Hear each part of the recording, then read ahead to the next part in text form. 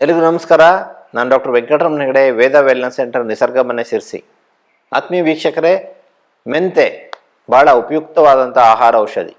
ಇವತ್ತು ಆಹಾರವನ್ನು ನಾವು ಬಳಸುತ್ತೇವೆ, ನಮ್ಮ ಅಡುಗೆ ಮೇಲೆ ಮೆಂತೆ ಇದ್ದೇ ಇರುತ್ತೆ. ಮೆಂತೆಯನ್ನು ಔಷಧಿಯಾಗಿ ಬಳಸಿದರೆ ಅದ್ಭುತವಾದ ಪರಿಣಾಮವನ್ನು ನೀಡುತ್ತೆ. ಪುರುಷರಲ್ಲಿ ಲೈಂಗಿಕ ಸಮಸ್ಯೆಯನ್ನು ಕಡಿಮೆ ಮಾಡಲು ಇದು ಸಹಾಯ ಮಾಡುತ್ತೆ.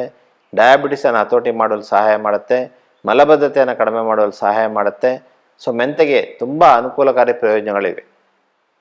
ಎದೆ ಹಾಲುಣಿಸುವಂತಹ ತಾಯಿಗೆ ಮೆಂತೆಯನ್ನು ಉಪಯೋಗಿಸೋದ್ರಿಂದಾಗಿ ಮಗುವಿನ ಆರೋಗ್ಯ, ತಾಯಿಯ ಆರೋಗ್ಯ ಇಂಪ್ರೂವ್ ಆಗುತ್ತೆ.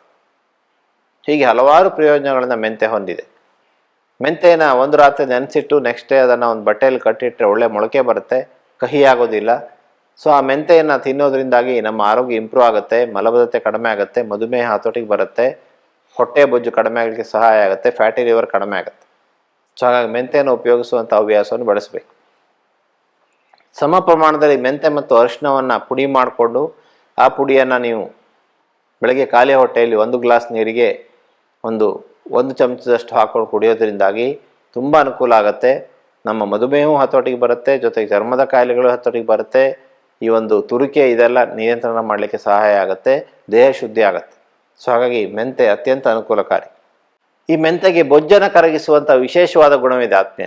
ಮೆಂತೆಯನ್ನು ನೀವು ಏನು ಮಾಡಬೇಕು ಅಂದರೆ, ಅನೇಕರು ಒಂದು ತಪ್ಪು ಮಾಡ್ತಾರೆ, ಮೆಂತೆಯನ್ನು ಹುರಿದು ಪುಡಿ ಮಾಡ್ತಾರೆ. ಹಾಗೆ ಮಾಡೋದ್ರಿಂದ ಅದರಲ್ಲಿರುವಂಥ ಔಷಧಿ ಗುಣಗಳು ಅರ್ಧದಷ್ಟು ಕಡಿಮೆ ಆಗಿಬಿಡುತ್ತೆ. ಮೆಂತೆಯನ್ನು ತರಬೇಕು, ಅದನ್ನು 1-2-3 ದಿವಸ ಬಿಸಿಲಲ್ಲಿ ಒಣಗಿಸ್ಬೇಕು, ಕಸ ಕಡ್ಡಿಗಳನ್ನೆಲ್ಲ ತೆಗಿಬೇಕು. ಆಮೇಲೆ ಅದನ್ನು ಪುಡಿ ಮಾಡಿ ಇಟ್ಕೋಬೇಕು. ಪುಡಿ ಮಾಡಿ ಹಾಗೆ ಹೊರಗಡೆ ಇಟ್ಕೊಂಡ್ರೆ ಆಕ್ಸಿಡೈಸ್ ಆಗೋ ಚಾನ್ಸ್ ಇರುತ್ತೆ. ಅದನ್ನು ಫ್ರಿಜ್ಜಲ್ಲಿ ಇಟ್ಕೊಂಡ್ರೆ ಒಳ್ಳೆಯದು. 2-3 ಚಮಚ ಮೆಂತೆಯನ್ನು ಕಡದ ಮಜ್ಜಿಗೆಯಲ್ಲಿ ಹಾಕ್ಕೊಂಡು ಕರಡಿ ಡೈಲಿ ಕುಡಿಯೋದ್ರಿಂದಾಗಿ ಮಧುಮೇಹ ಹತೋಟಿಗೆ ಬರುತ್ತೆ. ತುಂಬ ಫಾಸ್ಟಾಗಿ ದಿನಕ್ಕೆ 2 ಸಲ ಮಾಡಿದ್ರೆ ಭಾಳ ಒಳ್ಳೆಯದು. ನಿಮ್ಮ ಮಧುಮೇಹವನ್ನು ಹತೋಟಿಗೆ ತರಲಿಕ್ಕೆ ಮೆಂತೆ ಭಾಳ ಸಹಾಯ ಮಾಡುತ್ತೆ. ಅಷ್ಟೇ ಅಲ್ಲ, ಮಲಬದ್ಧತೆ ಅನೇಕರನ್ನ ಇವತ್ತು ಕಾಡ್ತಾ ಇದೆ. ಮಲಬದ್ಧತೆ ಸಮಸ್ಯೆ ಕಡಿಮೆ ಆಗುತ್ತೆ. ಮೆಂತೆ ಅದ್ಭುತವಾದಂತಹ ಒಂದು ಔಷಧಿ, ಆಹಾರ ಔಷಧಿ. ಸೊ ಹಾಗಾಗಿ ಇದನ್ನು ನಾವು ಉಪಯೋಗಿಸೋಣ, ನಮ್ಮ ಆರೋಗ್ಯವನ್ನು ಒಲಿಸ್ಕೊಳ್ಳೋಣ.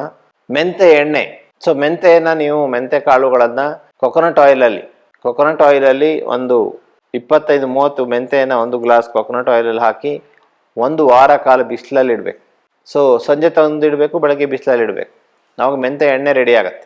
ಆ ಎಣ್ಣೆಯನ್ನು ತಲೆಗೆ ಉಪಯೋಗಿಸೋದ್ರಿಂದಾಗಿ ತಲೆಯ ಕೂದಲಿನ ಆರೋಗ್ಯ ಹೆಚ್ಚಾಗೋದ್ರಲ್ಲಿ ಯಾವುದೇ ಸಂದೇಹ ಇಲ್ಲ. ಮೆಂತೆ ಎಣ್ಣೆಯನ್ನು ನೀವು ಮನೆಯಲ್ಲೇ ಸಿಂಪಲಾಗಿ ಉಪಯೋಗಿಸ್ಕೋಬೋದು.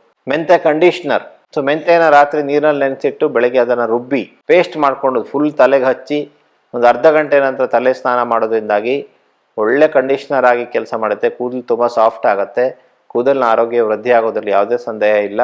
ನೀವು ಮೆಂತೆಯನ್ನು ಈ ರೀತಿಯೂ ಕೂಡ ಉಪಯೋಗಿಸಿ ನೋಡ್ಬೋದು.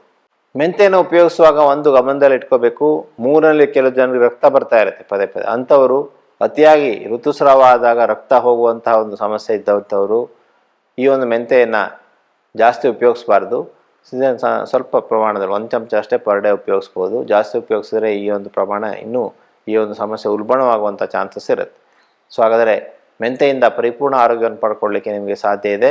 ಸೊ ಹಾಗಾಗಿ ಮೆಂತೆಯನ್ನು ಉಪಯೋಗಿಸಿ ಆರೋಗ್ಯವನ್ನು ಪಡೆಯಿರಿ. ಧನ್ಯವಾದಗಳು.